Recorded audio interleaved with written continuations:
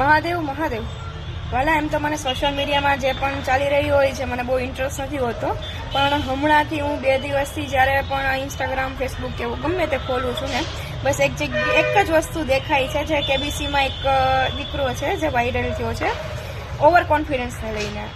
એટલે એના ઉપર મારે થોડુંક કહેવું છે કે હું જોઉં છું બહુ ટ્રોલ થઈ રહ્યું છે એ છોકરા ઉપર. બહુ જ બધા મેસેજીસ આવી રહ્યા છે, ઓવર કોન્ફિડન્સ, રિસ્પેક્ટ નથી કરતો, આ નથી તે નથી, બહુ બધું છે, બરાબર. એટલે મેં આખો પેલા વિડીયો જોયો કે શું ઘટના હતી. મેં આખો વિડીયો જોયો. મને એક વસ્તુ કહેવાની ઈચ્છા થઈ કે અતિ છે ને એને ગતિ નથી હોતી. અતિને ગતિ ક્યારેય નથી હોતી, એ વસ્તુ સાચી છે. એ દીકરો જ્યારે શરૂઆત કરે છે તો પેલા મારે એ કહેવું છે કે અમિતાભ બચ્ચનજી છે તો એની એજ ઘણી મોટી છે, કમસે કમ એની રિસ્પેક્ટ તો કરવી જ જોઈએ, જે નથી કરી. બીજો પોઈન્ટ કે જ્યારે સવાલ પૂછે છે તો સવાલના જે જવાબ આવતા નથી, બરાબર, ABCD હજી બોલતા નથી, એ પહેલાં જે જવાબ આપી દે છે. એ બધા પોઈન્ટ બધા લોકોએ જોયા છે. બધા લોકો ઘણું બધું લખી રહ્યા છે કે એના પપ્પાની અને મમ્મીની ઉપર લખી રહ્યા છે કે એ લોકોની પરવરિશ, એને સંસ્કાર નથી આપ્યા, આમ તેમ ઘણું બધું. પણ મારે ખાસ એ કહેવું છે, બધાએ બધું જોયું, બધાએ એ નોટિસ કર્યું કે આગળના જે 4 સવાલોના જવાબ છે તે ફટકટતા આપી દીધા, પણ જ્યારે 5મો સવાલ આવે છે એમાં એ અટકી જાય છે અને ઓપ્શન માંગે છે. અને સવાલ શેનો છે? આપણા ધાર્મિક ગ્રંથનો હતો, રામાયણનો હતો. મારે એ કહેવું છે કે આજની જનરેશન આપણને બિલકુલ પણ આપણા જે કાંઈ પણ ગ્રંથો છે ને એમાં બિલકુલ રસ નથી, વાંચન નથી કરતા.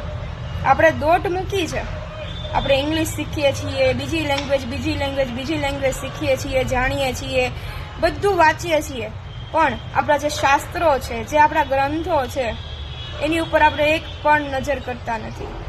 ત્યારે એ બાળકને પાછું પડી જાય છે, હારી જાય છે. જેને ઓવર કોન્ફિડન્સ હતો ને તે ત્યાં તૂટે છે. વાલ્મીકી રામાયણમાં, બરાબર, એવો પ્રશ્ન છે કે વાલ્મીકી રામાયણમાં સૌથી પહેલું કાંડનું નામ શું છે? તો બાલકાંડ આવે, બરાબર. પણ ત્યાં એ બાળક અટકી જાય છે. અયોધ્યા કાંડ કરો, લોક કરો. પણ બધા પોઈન્ટ જોવે છે કે બાળકે ઓવર કોન્ફિડન્સમાં જવાબ આપ્યો છે, એના મમ્મી પપ્પા છે તેની ભૂલ છે, સંસ્કાર નથી આપ્યા, આમ નથી તેમ નથી, ઘણું બધું લખે છે. પણ કોઈ એ નોટિસ નથી કરતું એમાં કે બાળકની અંદર પણ શાસ્ત્રનું ક્યાંક ને ક્યાંક જ્ઞાન નથી. થોડું ઘણું પણ જે સામાન્ય જ્ઞાન હોવું જોઈએ તે પણ નથી.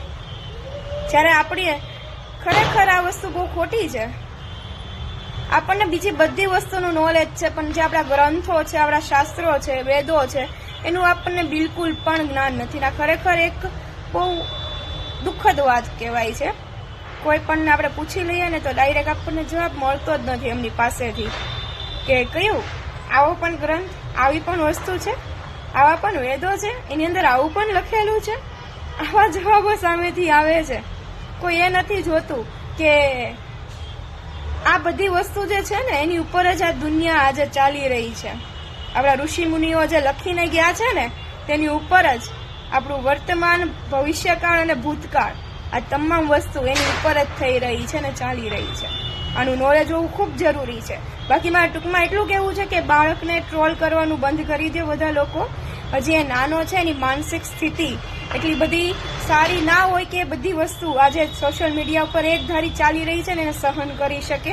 એટલે એને ટ્રોલ કરવાની જગ્યાએ તમે એને એમ સમજાવો, એના માતા પિતાને સમજાવો, અથવા એમને કહો કે થોડુંક રિસ્પેક્ટ થોડી વાત કરે, બરાબર, કે મોટા છે આપણીથી કોઈ વ્યક્તિ, તેનું સન્માન કઈ રીતે કરવું, એની સાથે વાતચીત કઈ રીતે કરવી એ ખાસ કરીને શીખે. અને બની શકે તો શાસ્ત્રનું, ગ્રંથનું થોડું ઘણું જ્ઞાન, આટલું બધું જ્ઞાન છે એની અંદર, પણ શાસ્ત્રનું જ્ઞાન નથી ને એટલે પાછો પડી ગયો છે. તો શાસ્ત્રનું, ગ્રંથનું થોડું ઘણું જ્ઞાન આપે. અને મારે તમામ ભાઈઓ બહેનોને કહેવું છે કે આપણે સનાતની છીએ, હિન્દુ છીએ, આપણને આપણા ગ્રંથો, શાસ્ત્રો, આ વેદો, તમામનું જ્ઞાન થોડું ઘણું તો હોવું જ જોઈએ કે જ્યારે આપણી સામે કોઈ પ્રશ્ન આવે ને તો ત્યારે આપણે એનો જવાબ આપી શકીએ, બરાબર. બાકી મારે વધારે તો વિડીયો ઉપર કંઈ કહેવું નથી. બાકી બોલો, મહાદેવ મહાદેવ.